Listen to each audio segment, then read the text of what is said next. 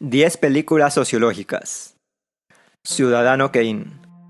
Esta película de 1941, dirigida por Orson Welles, es considerada una de las mejores películas de la historia por sus innovaciones en la música, estructura narrativa y fotografía. Cuenta la historia de la vida del magnate de la prensa ficticio Charles Foster Kane, la cual es presentada con saltos atrás a través de la investigación de un periodista que quiere conocer el significado de la palabra Rosebud, que fue lo último que dijo Kane antes de morir. En la película se muestra cómo Kane fue volviéndose un poderoso magnate, sus tumultuosas relaciones interpersonales y su paso por la política. La película sirve principalmente para la sociología de la comunicación, ya que muestra el poder de la industria periodística, su influencia en la sociedad y las relaciones de poder que se dan en ella. Mediante la película se puede discutir temas como la manipulación mediática de las masas y teorías como la de la aguja hipodérmica de Harold Dwight Laswell, la teoría del establecimiento de la agenda, la teoría de la hegemonía de Gramsci, entre otras. Historia Americana X. Esta película, dirigida por Tony Kaye, narra la historia de Daniel, un adolescente neonazi que se mete en problemas al escribir un ensayo sobre el libro Mi lucha de Adolf Hitler. El director de su colegio, quien es afrodescendiente, lo manda a escribir un ensayo titulado Historia Americana X, en el cual debe redactar sobre el encarcelamiento de su hermano mayor, Derek, también neonazi, que fue encarcelado por el homicidio de un afrodescendiente que intentó robarle su vehículo. Tras su paso por la cárcel y tras haberse amistado con un reo afrodescendiente, Derek ha abandonado su ideología neonazi y quiere evitar que su hermano siga sus pasos. Esta película expone el racismo como consecuencia del proceso de socialización, ya que las actitudes racistas se pueden desarrollar por influencia de personas con autoridad que influyen en el pensamiento de personas fácilmente impresionables. También muestra a los endogrupos, que son grupos a los que solo pueden pertenecer personas con determinadas características y se apartan de otros grupos y del resto de la sociedad. La película se puede estudiar principalmente desde la sociología de la raza y relaciones étnicas y se puede interpretar con la teoría del conflicto. Birdman, o la inesperada virtud de la ignorancia. Dirigida por Alejandro González Iñárritu, es la historia de Regan Thompson, un actor decadente que fue famoso por su papel de un superhéroe llamado Birdman y que intenta incursionar en el teatro. Durante la preparación de la obra, que es una adaptación del cuento de Raymond Carver, ¿De qué hablamos cuando hablamos de amor?, Regan y el resto del equipo tienen numerosos inconvenientes, a la vez que Regan es atormentado por la voz del personaje Birdman, quien lo critica y le cuestiona sus intentos de superar a su personaje pasado e incursionar en el teatro. La película critica a la cultura de masas, representada con Birdman, que es un personaje de películas de superhéroes. Establece una diferencia entre la alta cultura, representada por el teatro, y la cultura de masas, representada por las películas de superhéroes. Por una parte se argumenta que las películas de superhéroes son entretenimiento fácil sin mayor complejidad en sus tramas, y que el teatro necesita un mayor compromiso y debe sentirse real. Por otra parte, se presenta a los consumidores de teatro y a sus críticos como personas cerradas que rayan en la pretenciosidad. La película puede estudiarse desde la sociología de la comunicación, y puede interpretarse con la teoría crítica de la Escuela de Frankfurt. Ciudad de Dios. Esta película, dirigida por Katia Lund y Hernando Meirelles, cuenta la historia de la guerra entre las pandillas de Zé Pequeno y Mané Galinha, en la Ciudad de Dios, una favela de Río de Janeiro, y también la historia de Buscapé, un habitante de la favela que aspira a convertirse en fotógrafo.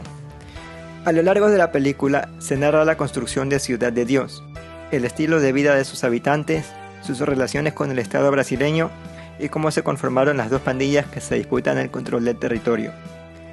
La película muestra los diferentes factores que pueden llevar a las personas a dedicarse a la delincuencia, como son vivir en lugares marginados, estar privados de los servicios básicos, la corrupción de las fuerzas de seguridad y la influencia de personas cercanas que no conocen más vida que la delictiva. A lo largo de la película se expone que en los lugares donde la presencia estatal es escasa, las bandas criminales ejercen algunas de sus funciones y la población termina acostumbrándose a su violencia. La película se puede estudiar desde la sociología de la desviación y la sociología urbana. Puede interpretarse desde el funcionalismo con la teoría de la atención de Robert Merton y la teoría de la desviación cultural de Shaw y McKay. desde el conflictualismo con la teoría del sistema desigual de Karl Marx y desde el interaccionismo simbólico con la teoría de la asociación diferencial de Edwin Sutherland. Goodbye Lenin. Esta película, dirigida por Wolfgang Becker, narra la historia de Alexander, un joven descontento con el sistema de la República Democrática Alemana, también conocida como Alemania Oriental, cuya madre, Christiane, es leal al régimen y se enorgullece de sus ideas socialistas. Después de sufrir un ataque al corazón tras ver a su hijo en una manifestación en contra del régimen, Christiane queda 8 meses en coma, tiempo durante el cual se da la caída del muro de Berlín y empieza el proceso de instauración del capitalismo liberal en Alemania Oriental. Los médicos le advierten a Alexander que cualquier sobresalto podría causarle otro ataque a su madre, y que el próximo podría ser mortal, por lo que Alexander decide hacer todo lo posible para que no se entere de la caída del régimen. La película expone el profundo descontento que tenía la población, especialmente los jóvenes, con el régimen marxista-leninista de la Alemania Oriental, pero también muestra la decepción que se llevaron muchos al ver que el liberalismo no era como esperaban. A lo largo de la película se muestran las diferencias de intereses entre jóvenes y mayores.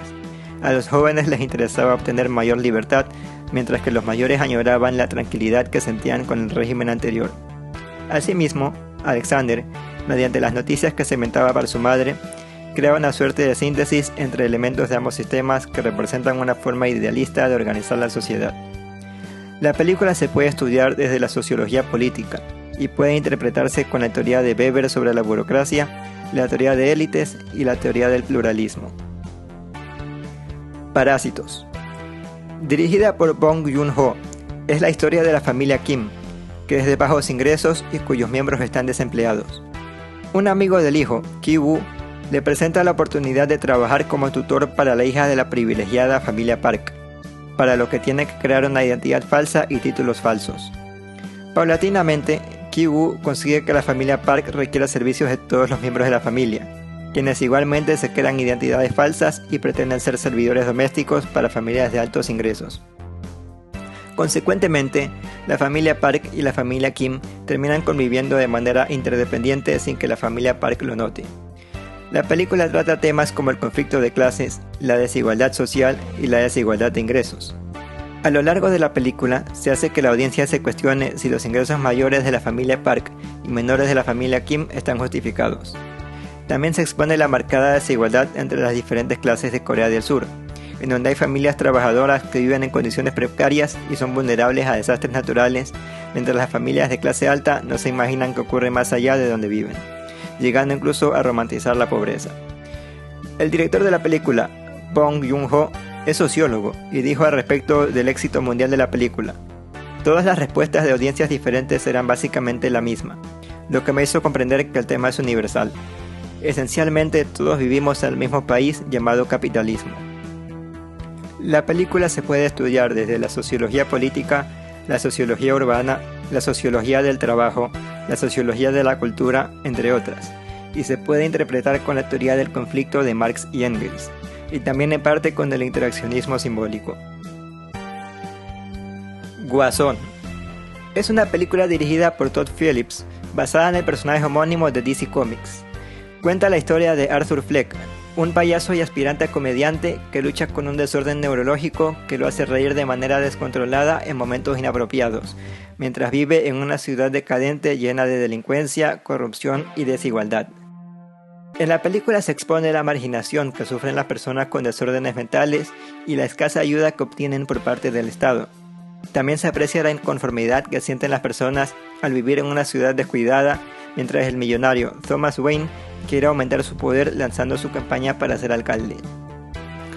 La película permite intuir una relación entre la degradación de los servicios públicos y el aumento de la desigualdad social con el aumento de la criminalidad. Se puede estudiar principalmente desde la sociología de la desviación y se puede interpretar desde el funcionalismo con la teoría de la anomia de Emil Durkheim y la de Robert K. Merton, desde el conflictualismo con la teoría del sistema desigual de Karl Marx y la teoría de la élite del poder de C. Wright Mills, y con el interaccionismo simbólico, con la teoría del etiquetado de Edwin Lemert y la teoría del control de Travis Hirschi. Belleza americana. Esta película, dirigida por Sam Mendes, Cuenta la vida de los Burnham, una familia disfuncional cuyo padre sufre una crisis de los 40 tras enamorarse de la mejor amiga de su hija. La película trata algunos temas como la familia, el matrimonio, la paternidad, la sexualidad, la belleza, entre otros. A lo largo de la película se muestran las diferentes formas con las que los personajes ocultan sus secretos y en su lugar proyectan imágenes falsas de sí mismos. Otros temas tratados son la homofobia y la crítica hacia la cultura estadounidense. En la película, el afán por guardar las apariencias hace que haya personajes que mantengan relaciones que los hacen infelices o que oculten su verdadera orientación sexual, lo cual se puede interpretar como una crítica a la tradición y al conservadurismo estadounidense. La película puede estudiarse con la sociología de la sexualidad, la sociología de género, la sociología de la familia, la sociología cultural, entre otras. Teóricamente, se puede estudiar desde el conflictualismo, con las teorías críticas sobre la sexualidad y la teoría feminista, y desde el interaccionismo simbólico. El Club de la Lucha.